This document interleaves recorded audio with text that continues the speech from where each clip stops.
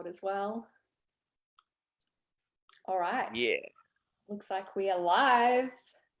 Hopefully, I can't see it yet, but it says that we're live streaming on Facebook. So we might just give it a moment to kick in to make sure. Yes, we are there. Awesome. Well, hi everyone. Welcome back to today's episode of Naked TV, where we're going to get so raw about some real topics today. I Nice. got, we're so raw. I got to get on my blue blocking glasses because to protect myself from my eyes from the rawness that's about to happen. Oh, this I'm conversation is ready. going to be juicy too. So we're definitely going to get real and vulnerable today. But we have Nima back. You are so requested. And we did a call maybe about 4 weeks ago. And everyone in the comments was asking for you to come back and to share around, well, what does a healthy relationship even look like? And I think we're all confused, right? Where the fuck do we begin to unpack all of this? And where do we learn? Great question. I There's a think lot that's of baggage to unpack in this one. yeah, I think that is a great question to ask, but go ahead. Well, I can't wait to dive in. Yeah, well, and I just wanted to share to open this up is that we actually met on the back of me coming out of one of the longest relationships in my life so far. And clearly it ended because it wasn't a healthy, secure relationship. And, what I recognized was, relationships are totally 50-50, but you take yourself with you. And if you're not ready for ownership, complete radical, and to be honest, fucking brutal ownership, the work that we did, it was brutal, but Yeah, necessary. Brutal in the best way. yeah, yeah. But really just taking that mirror and taking full ownership for my wounds that really contributed and really unconsciously at the time to how Well, I was showing up. well, the thing is that taking responsibility doesn't mean taking the blame. Yes. There's a huge distinction. This is why people have such a difficult time with this. I get the most hate and comments and triggered people who feel like I'm talking about blaming. And I let's just throw that word out the window when we talk about relationships, because the reason why we have such a deep kind of wound about that word is because when things go wrong, there's a part of us that blames ourselves.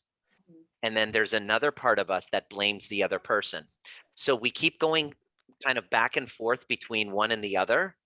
And there's no resolution from there because deep down inside, we just want to be seen and heard. And nobody's out to try to deliberately hurt somebody else. It's just so happens that relationships end up hurting because of unconscious behavior. So all this conversation is about bringing the unconscious shadow to the conscious so that we can then just stop, the blame game and then say, all right, let's put that story aside and create a secure relationship. And Yeah. so that's what I want this conversation. I'd love for this conversation to be about because that's what you guys were requesting. Well, So and it's interesting just listening to you speak and reflecting on my experience is that when you helped me really dig in and uncover some of those unconscious wounds from my past, I could really link the dots on how that certain behaviors in a relationship, and it's not, any blame, like you said, was causing me, or I guess at a level I was choosing to react. I was going to say respond. I was you're reacting in reacting. really negative ways that did not contribute to a healthy, secure relationship because of those wounds. But when you're not conscious of those wounds, you're not conscious of that trigger and that reaction, and that's when you start blaming, oh, it's him, he's doing Yeah. this to me. This is the world is full of that. And I'm more interested in a completely different conversation, a conversation that only has to do with healing. Mhm. And healing requires taking responsibility. So, what I wanted to, after our last call, this call was birthed at the end of last call when you made one comment. You were like, so then how are we supposed to know what a secure relationship is supposed to look like? Like, how am I supposed to create one when I don't know what the hell to look for? And I'm like, beautiful question. So let's dig into that. Let's dive into that today, shall we? Let's go. So what I wanted to kind of to share, first of all, why we show up, why relationships end up being so difficult, why you end up dating the same type of person, you keep rehashing the same arguments again and again in the same relationship, or you break up with that one and you keep going and why do I always date narcissists? Why am I always dating unavailable people? Why am I always dating liars? Everyone I'm with is a liar, and you start after a while, you become disillusioned because um, you know, you've tried and you are a good person. Why is it that it's not seen and there's no connection made? And the answer to that has everything to do with our childhood. Um, if you take a look at your parents' relationship with one another, these are the two factors I want you to get. Factor number one is uh, actually let me can I share my screen? Can you give Yeah, me privileges? I got some notes that you can take that's going to be useful. Um, so let me share my screen with you. And there are two considerations that you must make if you want to create a secure relationship. Okay. So this is really about creating secure relationships. So two considerations. Consideration number one is relationship of parents with each other. So take that moment. Take a moment and let's use your case as an example. What was the relationship like between your parents? Was there a security? Was there an kind of unequal power dynamic? Was one of them the narcissist and the other the codependent? Did you have the opinion that there was an equal mutual kind of consideration? What, you know, how did they do? In other words, the question you want to ask is, how did they do conflict? How did they do conflict? So what was it for you in your situation? so my parents were separated when I was very young, so I don't remember their relationship dynamic. But it wasn't growing up. It was at times. I don't know if volatile is the word, but it wasn't Hmm. friendly initially. Totally. And without you knowing that, little little Kira got certain messages and beliefs about relationships and conflict, whether they're conflicting and volatile all the time or you never saw it.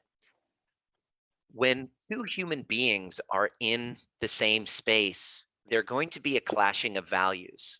That's not, news. The question is when there's a rupture or an argument called a rupture or a misattunement, when they're not, two, like for example, you and I, our relationship, our friendship, our, business relationship, we're attuned to one another. We don't talk each and every day, but anytime you and I have ever, if there has been a conflict, there's a repair. So in my experience of my relationship with you, Kira, for example, we're attuned. We're not misattuned with one another. There's nothing I haven't shared as far as unresolved emotions.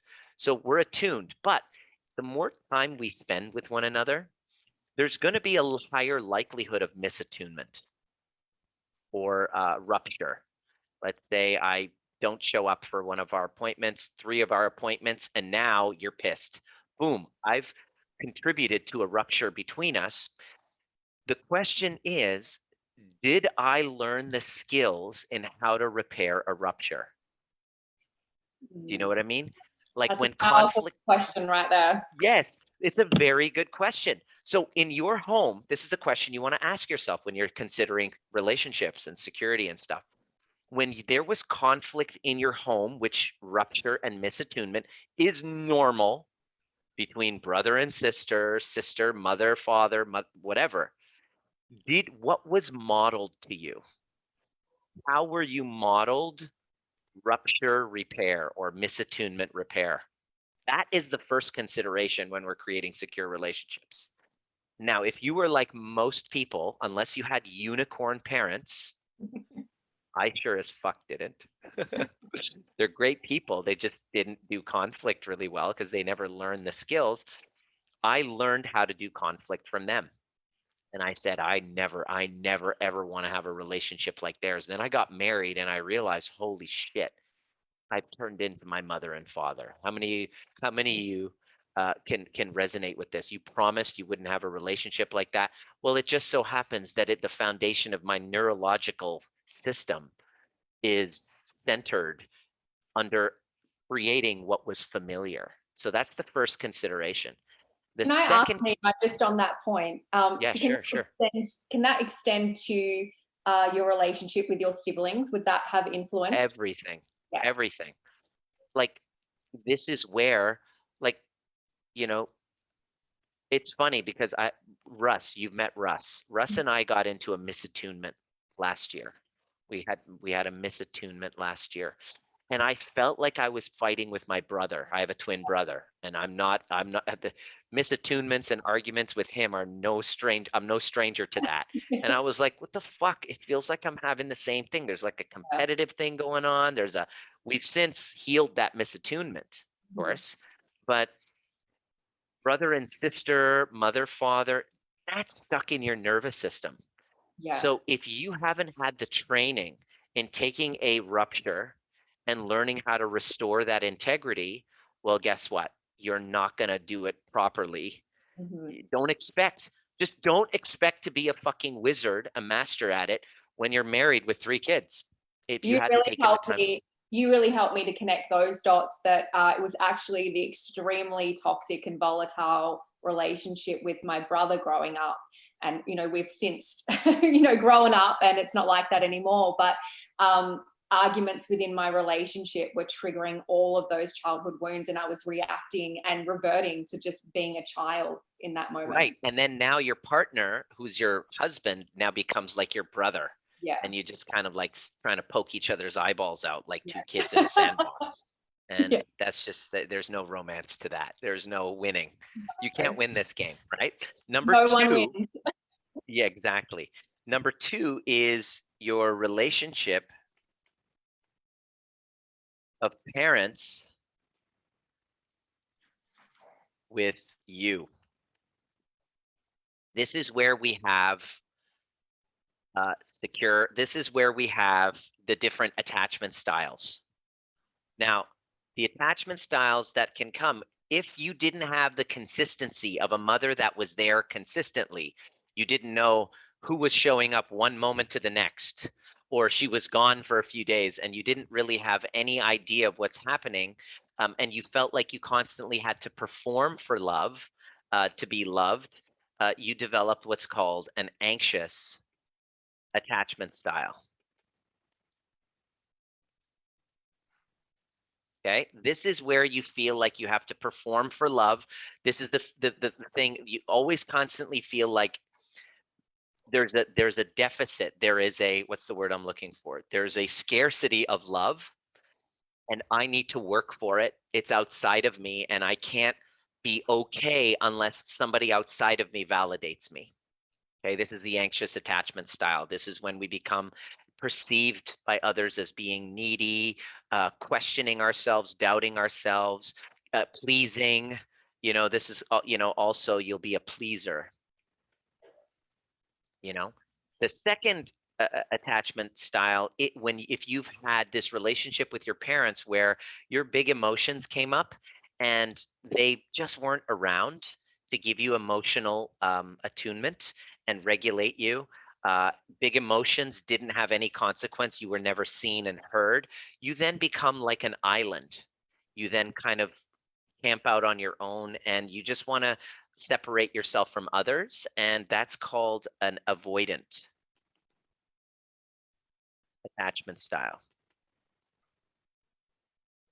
Now, the interesting thing about anxious and avoidance and anxious are like moths to a flame for one another. In other words, an avoidant will go on a date with another avoidant and they'd be like, I'm not interested. So the anxious attachment style tends to really gravitate towards an avoidant, because if the anxious attachment style person had the experience of a parent not really being around, not really attuning emotionally, and um, being inconsistent, where you had to constantly feel like you had to work for love, well, then the avoidant acts exactly like that, repeating that pattern. So the anxious attachment really loves that avoidance. So when somebody, the anxious attached is used to working hard for love. So when somebody comes really willing to be loving towards you, if you're anxious, you'll be like, I'm not interested. I'm not into that. They're attracted to me. I actually want someone who doesn't give two shits about me because it's so familiar. This longing for love is so fucking familiar. This person really is stable and they really love me and they want to make me a priority. I'm not interested.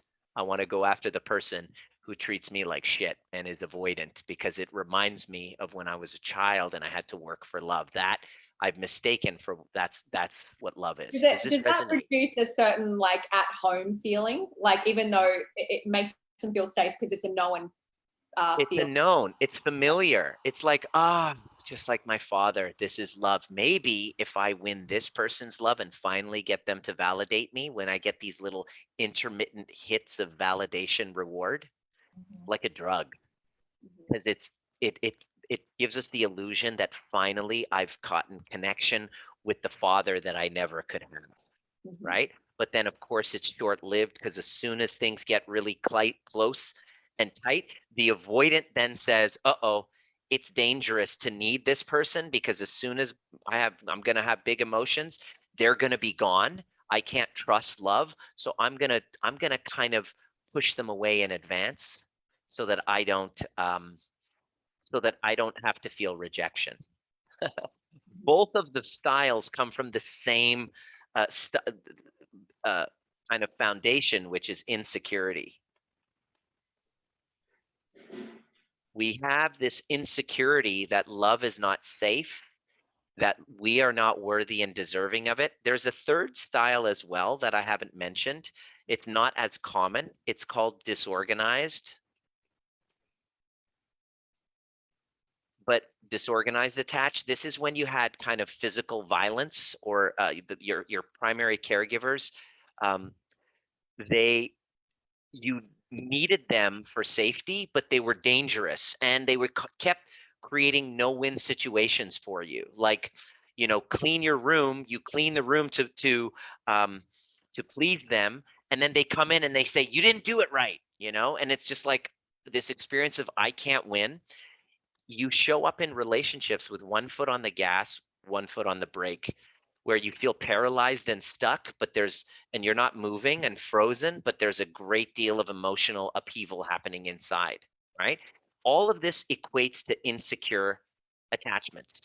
And we start to show up when these are not properly dealt with. We show up in relationships insecure, needing external validation and approval, deep down feeling unworthy of it. So unconsciously, we keep sabotaging and pushing it away with our behavior, whether we're literally physically pushing it away, or we're becoming so annoying to the person that they feel like an emotional tampon. They feel like you're just using, like they just feel so used for their emotional. You're just using them to dump your emotions on, that they're just like, oh, you're too much work. Give me space. Right. So either way, because they don't have the ability, all because of an inability to self-regulate and become trigger proof and aware and conscious of this, we then keep repeating patterns, expecting the next person to save us from it. And essentially, we then lose out on the opportunity to create what's called a secure relationship. Secure relationship. What is that? So what is that? It's a good question to ask what a secure relationship is like. But so here's the target. So with all this going on, you might be thinking, well, this has been the story of my life in some certain way. I can relate to this. How do I know what a secure relationship feels like? Well, here's what it feels like. Secure relationship is when you've healed those attachment wounds from your parents and you've learned the communication strategies of taking a conflict, a misattunement, and then turning it into deeper intimacy, because you've taken that trigger and you've learned how to dance with it, and to turn that trigger, which is becomes kind of like this lack of safety, I'm not safe, I'm not good enough, into deeper self-love. Because you've taken the time to expand that space between stimulus and response, a conflict can happen and you can dismantle it in a very short period of time. And when you do, you then start to feel predominantly relaxed with your partner most of the time. So I look at my marriage right now. I never had a secure relationship before, but when I look and I see in a 1 week time frame, when I'm going into the felt sense in my body when I'm with Diana, I feel predominantly relaxed with her most most of the time. Of course, we have a 7-month-old. There's sleep, there's all this. We vary, but when you look at the big picture, you're feeling predominantly relaxed most of the time. Number two is that there's an ease of flow between being close in connection to those times being in your own space and your own aloneness. For example, in your case, let's say you're dating somebody, Kira, Mhm. when you're with each other and you're about to leave, if you don't live in the same place, the time apart, you're not anxious. What's he doing? Is he with me? Is he cheating? Is he with somebody else? You just kind of have this ease of flow and trust. And when you're about to, see each other, you feel like excited to be around one another. There's not this crazy sense of anxiety. It's just kind of like this safe feeling, kind of like a warm cup of oatmeal. It's you feel that safety when you're being close in connection, and also there's an ease of flow between the two. There isn't this, oh my God, I haven't seen you. What the heck's going on? And you start punishing them and creating arguments. This is what happens in the insecure attachment is you create arguments when you're getting back together or when you're about to leave. There's a familiarity to it, right? Secure relationship, there's a flow between connecting and parting ways. And in I just have secure, a question on that. Can I ask? Because I sure, know people, please. this gets asked a lot for every topic. What if you're the only partner in the dynamic doing the work and showing up this way? How would that influence a secure relationship? Okay. So I'm going to invite you to ask that question differently. Mhm. That doesn't start with what if, Yeah. because this way I can help you come out with an outcome. What's the outcome you're looking I for in think that the question? question that comes up a lot from the ladies, it's mainly women who listen to these calls, is often, not always, but often it's the woman who is going on that spiritual journey first and they're doing the work, and then they may feel frustrated that they're doing the work, but their partner isn't ready yet to step into that and do it together. Right, right. And so in those situations, there's two things that'll happen. Ideally, we want our partners to do the work so that we can feel validated.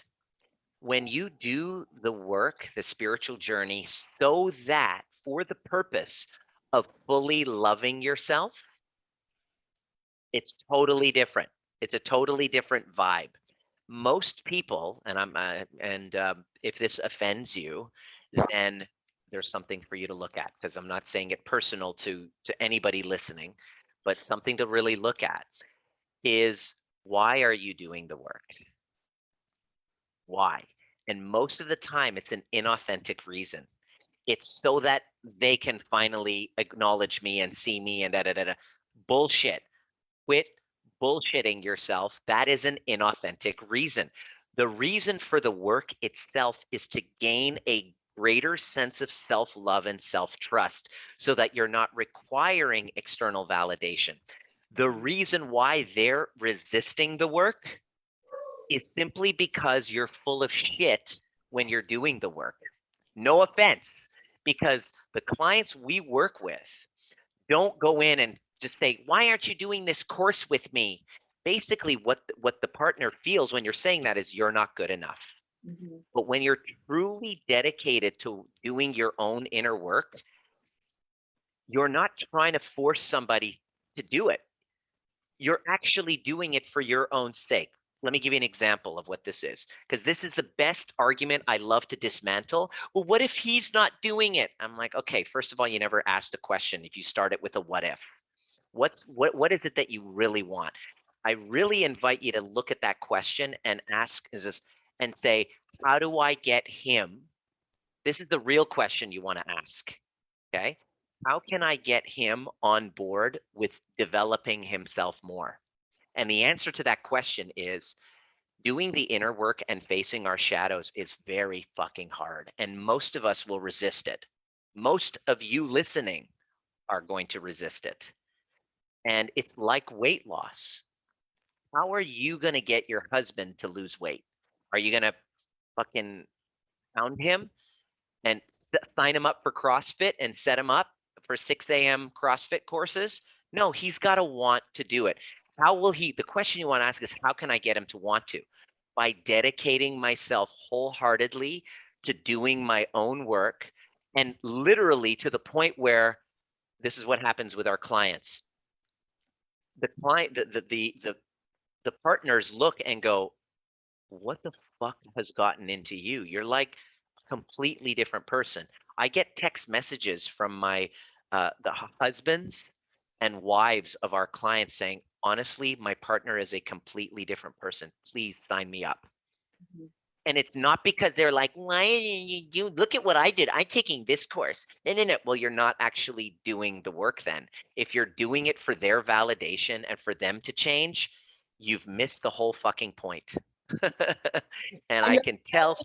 so fucking powerful, especially well, men and women, but I know women tend to be more emotional and up and down. But when you really do the work, your state and just getting into that feminine energy where you trust yourself fully, you become You so, won't be complaining. You yeah, won't be complaining about him anymore. I can no, tell you've done the he will work when you're fucking no love your, longer complaining about them. yeah, and but he will love your energy so much and just crave to be around that because you just become this beautiful free space that gives him the freedom to be He his. literally will shift. And I'm not saying to justify whatever. I'm just saying look at it like weight loss. People do not want to face their shadows. People do not want to own up to take responsibility. They don't. The only reason how I know people message me and go, "Can you help my husband?" And I go, "Does your husband follow my content?" No. No, then this is not, I don't want to take him on. This is your work to do, to work on the parts of yourself that feel invalidated because of their behavior. This work is for you and for you only. And when you do it for the right reason, you literally become a transformational space. Not only do they either step up and meet you, oh, that's option one. Option two is then going, you know what? I deserve somebody who will um, kind of meet me where I'm at to my emotional maturity level. I'm no longer available for anything less. And I you love that. truly will mean it.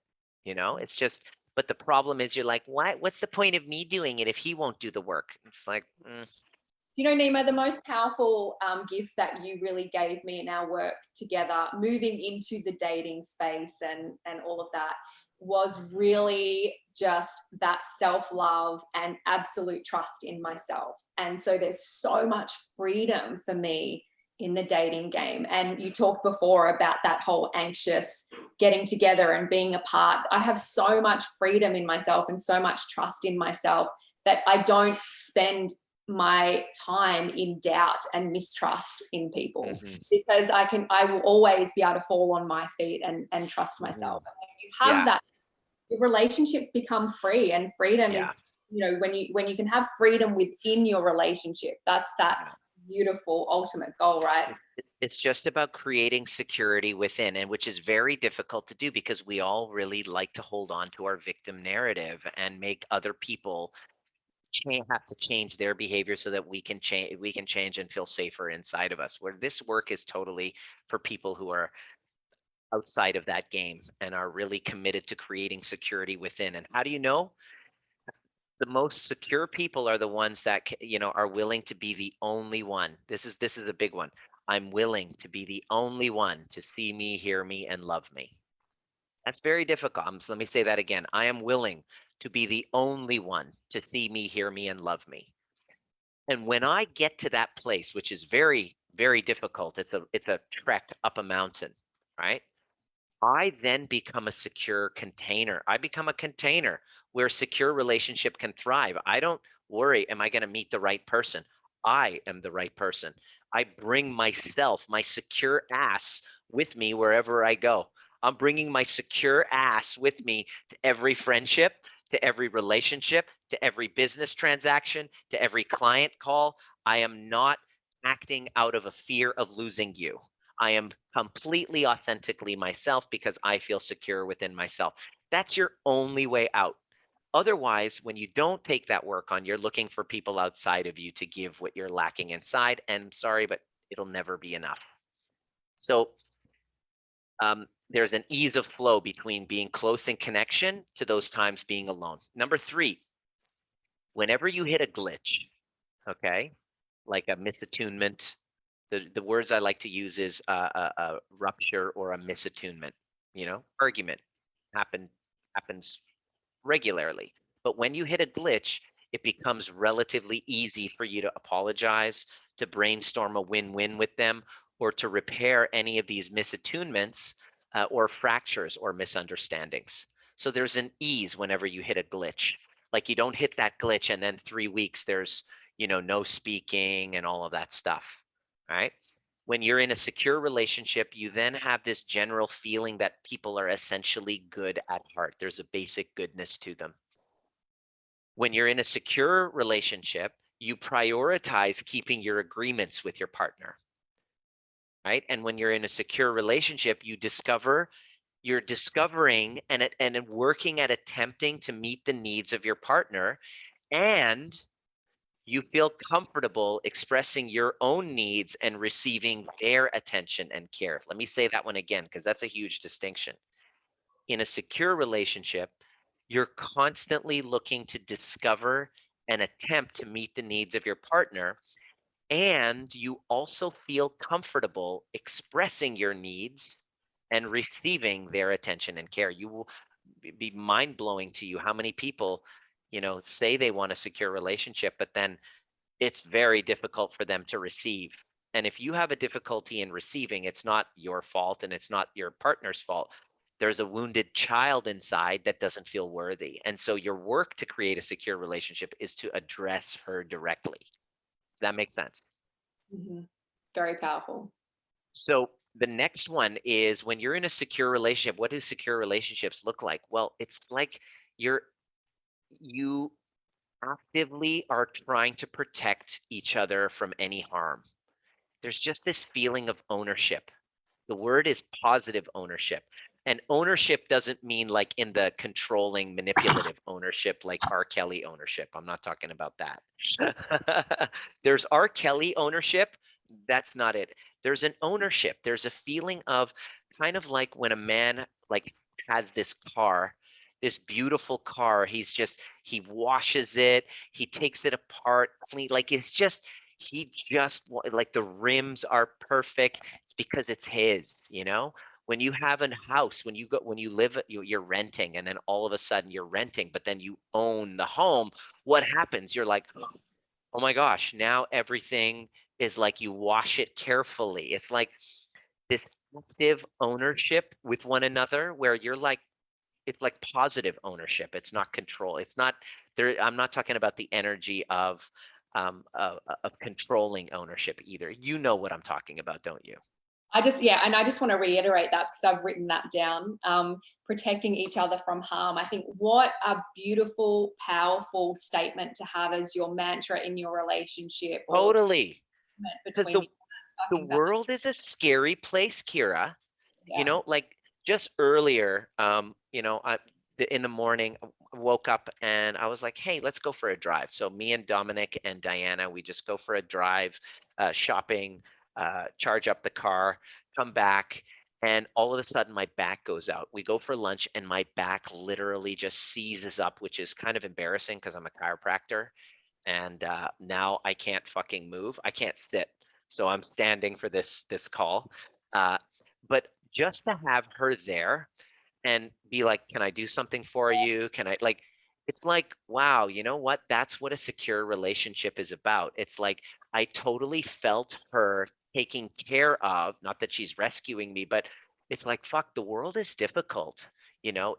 It's so much better to have somebody you feel is like got your back and is protecting you, and you're doing the same and inspired to do the same Also for one protecting another. them from our own shit. Like I think about how many times, and I'm sure everyone can put their name and their hand up for this, where we actively harm our partner because of our own toxicity in our own, Totally. space. And our own, yeah. We're actively Secure relation. pissing me off. So how do I fucking harm him back? Yeah. A secure relationship is knowing about your shadows, not having a judgment towards them.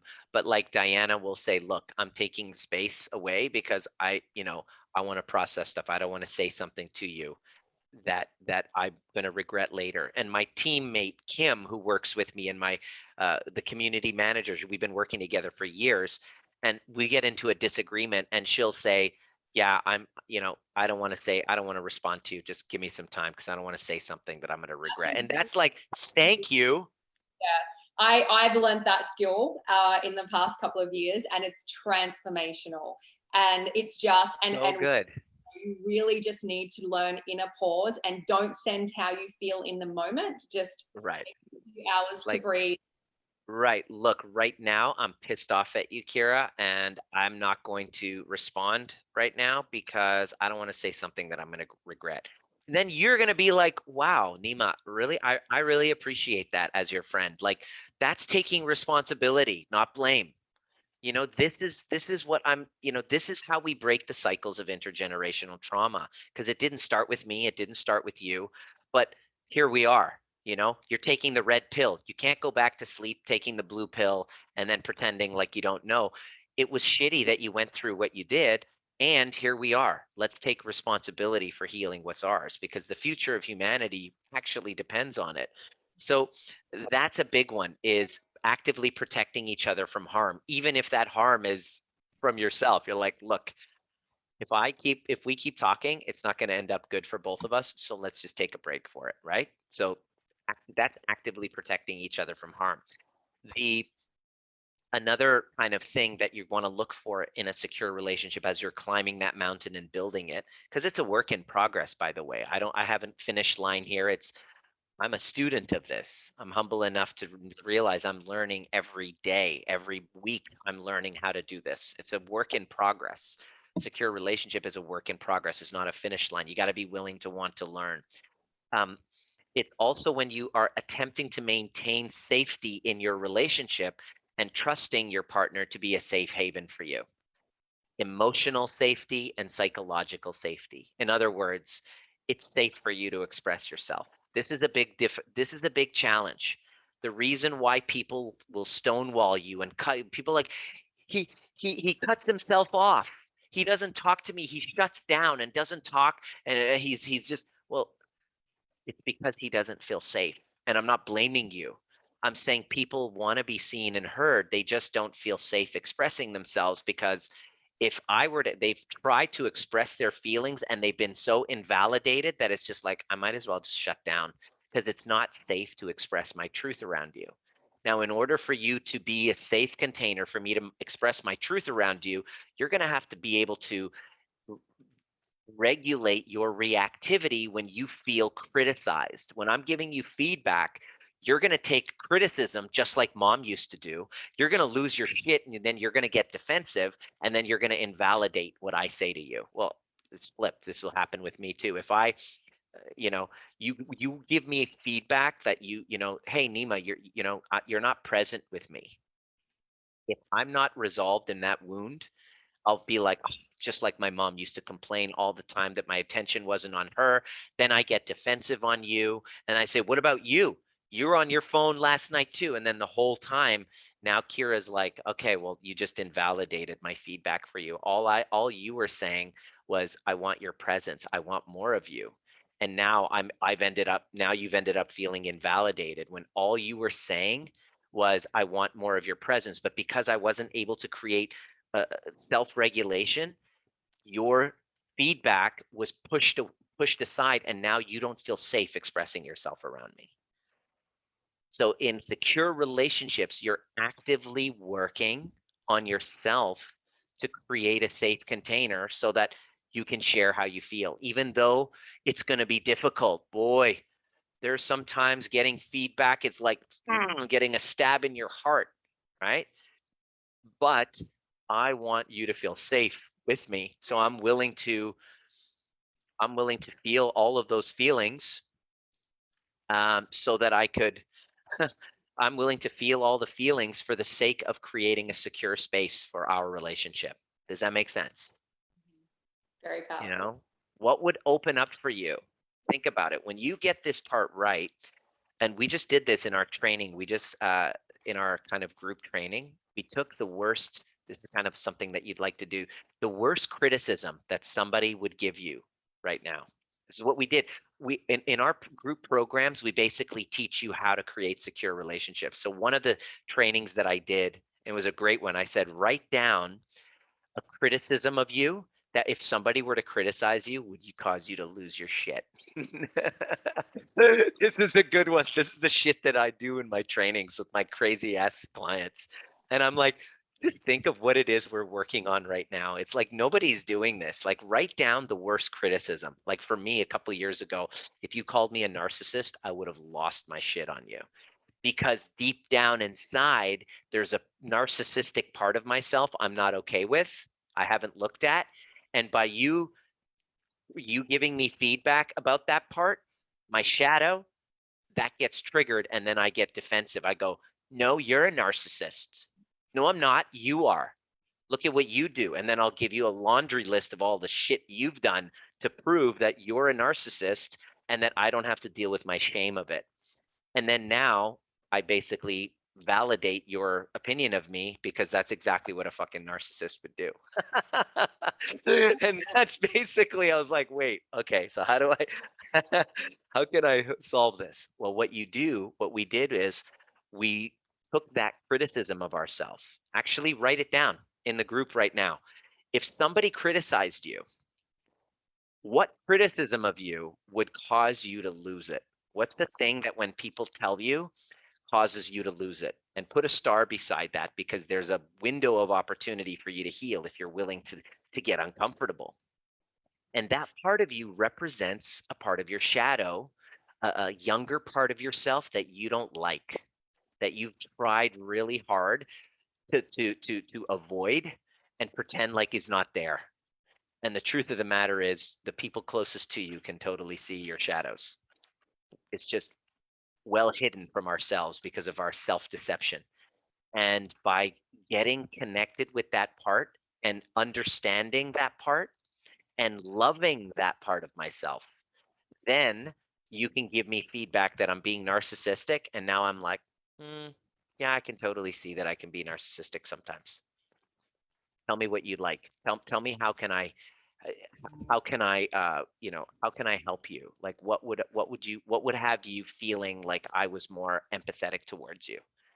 See, now you can call me a narcissist, and now in a conversation, and now I'll be able to go, oh, she's giving me feedback because she's just saying she wants my empathy. She wants to be heard by me. She's not trying to attack me. She wants my help. So now criticism, it's safer now than ever to criticize me. Which ironically, now my career has gotten bigger than it's ever been, because I'm willing to take more criticism than I've ever have. And the more willingness you are to take feedback, the bigger, without making it mean that you're unlovable, the bigger your life is going to be, the more safer and secure relationships will feel. So here's the question you want to ask. How safe is it to give you feedback about something that I'm not quite happy with about you?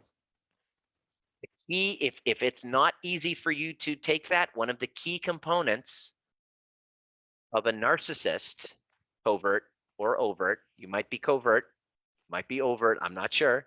The key component is a narcissist cannot handle criticism. They will defend it, they will deny it, and people will then say, what's the point? I'll just keep it to myself. I'll just shut down because you're not safe. This was a big of secure relationships that women and men who are having troubles don't really want to look at. The safer you are to be given feedback to because you've dealt with those shadows, you've done your shadow work, um, the safer you are to be in a relationship with. You create emotional safety. Emotional safety doesn't come from outside of you, in other words.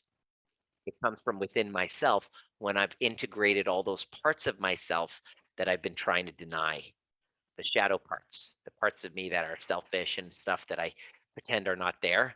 Once I've brought them all in and I'm okay with all of them, you can tell me whatever you feel about me, and I'd be like, I hear you. Thank you for your feedback. Point taken. I can see you really want a connection with me, because most feedback, unless they're being jerks, can be constructive. You can tell when someone's just being an asshole, but most of the time people are giving me feedback because they genuinely love me and they want more of me. That's why people are giving us feedback and criticize. That's why your family members criticize you, because they love you and they want more of you. They want more of your presence and they want to be seen and heard by you and validated by you. They just don't know how to communicate that yet. So this was a powerful one for me that completely changed my work relationships, my relationships with clients. I'm more open to feedback because I can maintain safety and trust because I trust myself, right? Is that one relevant for you? So relevant. Big. It's I'm big for sure all of us. everybody's listening to this content, just like for me, I'm running through all of my relationships of the past and like, man, I wish they taught this stuff at school. Right? And here we are looking at it's just about taking responsibility. Yes, the other person has their role. Yes, but I'm not responsible for it. I'm responsible for my own. They're responsible for their weight loss themselves or their whatever. I can just take responsibility for myself and communicate what my needs are and be willing to walk away if I'm not getting them without making myself or them wrong. It's a really simple but difficult concept, right? So here's another hallmark of a secure relationship is when you look at your partner, can you look and feel kindness and caring? That's a big one. Like you look forward to spending time with them, right? If you look at your partner with kindness and when I look at Diana, I just see just pure love. When sometimes I catch her looking at me and she's just kind of smiling and I'm like, oh wow, like she didn't have to say anything. I could feel the love there. When you're looking at each other with kindness and caring and you look forward to spending time together, like after this call is done, I can't wait to go to the bedroom and snuggle up Dominic and Diana. Like something I'm looking forward to. That is a trait of a secure relationship. That's how you know a secure relationship is. And you can actually create a container within yourself where somebody's looking forward to spending time with you versus, oh God, when I'm with this person, is this going to be more work? Because they're using me as their emotional safety blanket. This person is responsible for my happiness. So if oftentimes we use relationships to validate us, and when they're not doing it right, we're not, we get upset and we put it on them, and then we stop feeling safe. We're not a safe container anymore, right? So that's another thing, a note, being able to look at your partner with kindness and caring and looking forward to spending time together. The next one, here's a big one. A secure relationship is the ability to respect your partner's privacy and respect the boundaries of the relationship. Okay? Ability to respect your partner's privacy. It's like, okay, and respect the boundaries of a relationship. If you're not able to do that, then that's not a secure relationship. because probably because you weren't taught, and it's not your fault. I'm just saying this is what a secure relationship feels like. Like, you know, I respect my wife's privacy. Um, you know, I respect my my wife respects my privacy, and I have really nothing to hide from her. So I don't see her sneaking around checking my phone. I have no interest in looking what's on her phone. Although, like, I'm not opposed to it. I'm like, hey, like, it's weird because I was never like that before. I was like, don't look at my phone. It's none of your business, right? Respect my privacy, boundaries. But then it was because I was hiding something. Now it's just like, here you go.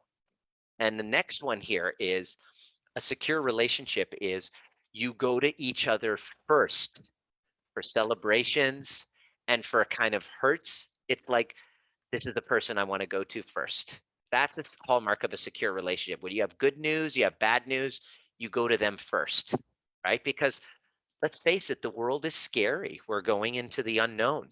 So the reason why we have relationships is so that we don't feel alone in this unknownness, right? And so with wounds, with celebrations, good news, bad news, you have somebody to go to first. And a secure relationship also is that there's the availability for safe touch and affection. It just feels safe to be around. There's not this constant feeling of, oh my gosh, it's not safe. Is he going to go away? That's more of the anxious attachment. And so, what I want to say is that these traits of a secure relationship, this is your birthright. It is a choice. It's not your fault that that you've been showing up insecure, but it's your responsibility to heal what causes us to show up as insecure so that we become containers within a current relationship we're at. They step up to meet us, or we then part ways, not in resentment, but with an open heart, because we're now creating a secure container somewhere else. We're pulled in another direction because we won't tolerate being treated any less than the high state that we're treating ourselves. So that's really what I wanted to share with you and the tribe this go, because this whole concept of secure relationship has really eluded us as a species, and we can't truly be healthy until we learn the skills. It's a skill, it's a practice. It takes months, and it's a work in progress, and it's probably the most important skill you never learned growing up, and so luckily there are places we can go to learn them now. Mhm. Wow, you have just absolutely delivered so much value in that call. Like, I'm sure there are pages and pages of notes. I'm going to go back and listen to it as well. Oh Um, yeah, cool. One of my favorite calls I think that we've done. I You feel were like going, I felt like absolute shit, and my hair is an absolute mess, and it was your favorite call. Go fucking figure. and I'm feeling absolutely miserable right now, but I'm glad that this landed for you. My back is killing me. it really has. Look, the thing is, and thank you for jumping on when you're not Oh yeah, 100%. yeah, yeah. No worries. I wouldn't miss it. I wouldn't miss it. But the quality of our relationships filters into every area of our life, our ability to show up in business, in friendships, as parents, and that's why this stuff is so incredibly important and so valuable and so needed.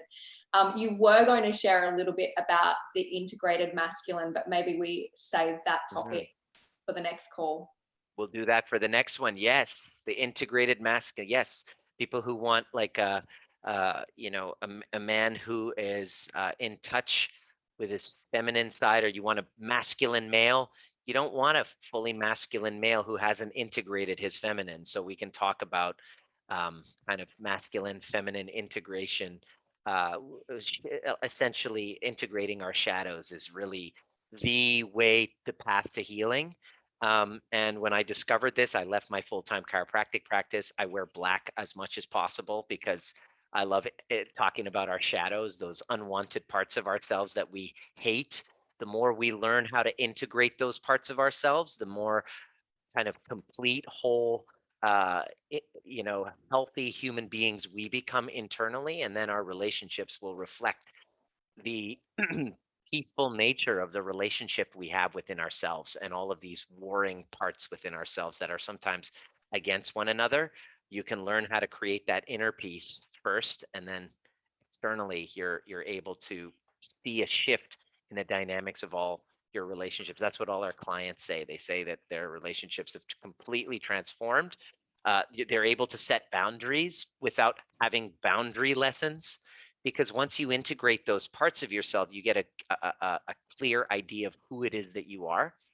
You're able to communicate that and say, I'm not, this is who I am. I'm not available for anything less than that, Mhm. because this is how I'm treating myself. I don't tolerate anything less than that. And so your friendships and relationships start to merge to meet you up there. And that's really our work. And it's super important work for all of us to take on. Absolutely. You have an incredible Instagram post right there. I'm not sure exactly your words, but our relationships in life, our external relationships, are a reflection of the internal peace and relationship we have with ourselves. That is so fucking powerful. So amazing. Thank you so much for your time. I'm going to let you go and snuggle with the family and hopefully feel better soon. And Yeah, we will definitely have you on again soon to extend on this conversation. Thank you you so much. bet. Anytime. I love contributing, and your tribe is amazing, and they're conscious seeking souls, and willing to take on the work and to become cycle breakers, essentially. This is for people who are now ready to put aside the blame game and to say, look, I wasn't conscious how I ended up here. It wasn't my fault. It wasn't that person's fault, but here we are. And so it's now my capability and my responsibility to go inward instead of projecting outward, and heal those parts that have me show up insecure, so that I can have the holy grail of human existence, which is secure attachments in all relationships, with clients, with business associates, with family, with friends. You can show up the real you. You can take off that mask and say, this is me. This is what I'm available for. Some people might not like it, and I'm okay with it, even though it might hurt a little bit. I choose to be my authentic self, and so your world will open up and meet you there if you invest in yourself and take it on. Amazing. Thank you for joining us, everyone. Thank you, Nima. Next week, make sure you tune in at 10 a.m. Queensland time, because we have a sex and intimacy coach joining us. So it's going to get extra juicy. I'm excited about this call. It's going to be lots of fun. But we will see you again soon, Nima. Thank you so much. Bye, guys. Thank you. Bye.